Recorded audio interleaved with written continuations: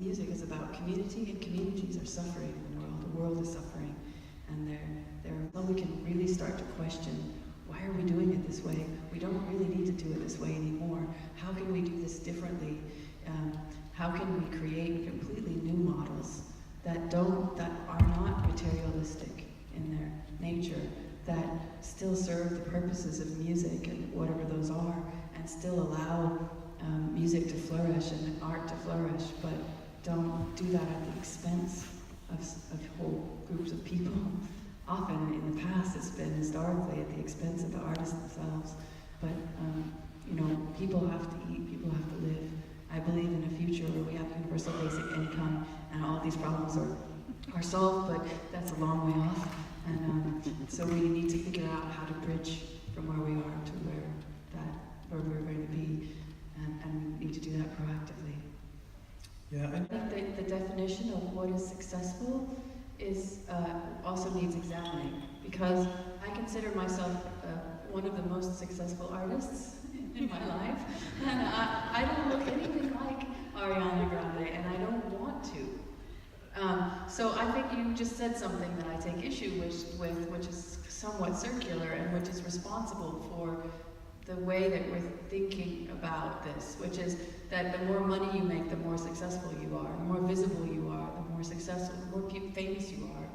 That fame and money are the definition of success. I really don't think that that's true anymore. I think that there are many more successful artists now than there were, and because to be successful, basically you just have to be able to make a living in doing what you love. Whether it's allowing other audiences to see the shows, or exposing people to new music, or actually playing that music, or whatever it is, however you're defining it, I think the definitions of success are changing, and they're changing very rapidly. Somebody who has like 500 very loyal people that really want to enable their music to be in the world can completely sustain the livelihood of that artist, and are sustaining the livelihood of artists in that way. The reason why it's working, and the reason why I mentioned to you that I've been working on trying to conceive of this instrument, Concordia, for 19 years now. And I was always really kind of getting stuck on the technological implementation of this instrument, if it really was going to be really universally accessible and anybody could participate from anywhere. How would I do that? And just by virtue of being associated with Image and Heap, I've been part of a lot of discussions about blockchain in the music industry. And a lot of those discussions revolve around people trying to use the technology to recreate our old models of materialistic models of thinking about music into and selling and buying and commodifying music and performances on the blockchain. So how do we deal with digital rights management? And how do we deal with payments and micropayments? And the blockchain is essentially a big, giant, distributed database of databases. So if you imagine there are rights organizations that have all this data and metadata about an artist's lyrics, or who played on what songs on which albums, and who was the drummer with Miles Davis on this record and this record, all that metadata. Different organizations have different versions of that data. The labels have the data about who's bought which records, how many people have bought the records when they were created.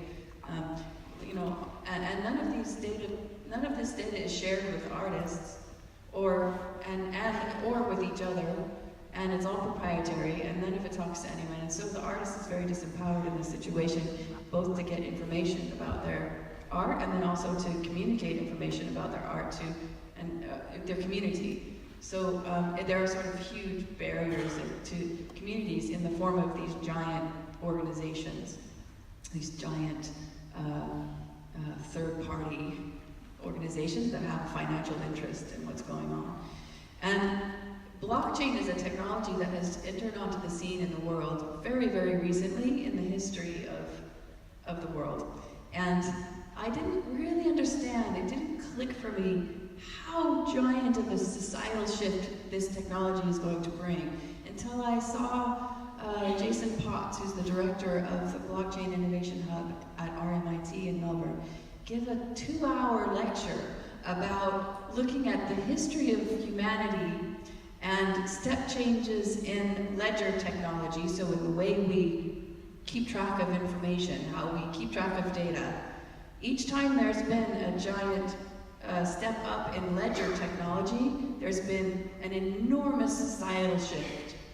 Starting with having stone tablets and being able to write stuff down, and ending with, say, the creation of the Excel spreadsheet, the ability for people to keep their own books and their own records. And so far, as a society, we've developed huge third-party organizations, huge corporations, essentially to keep track of data.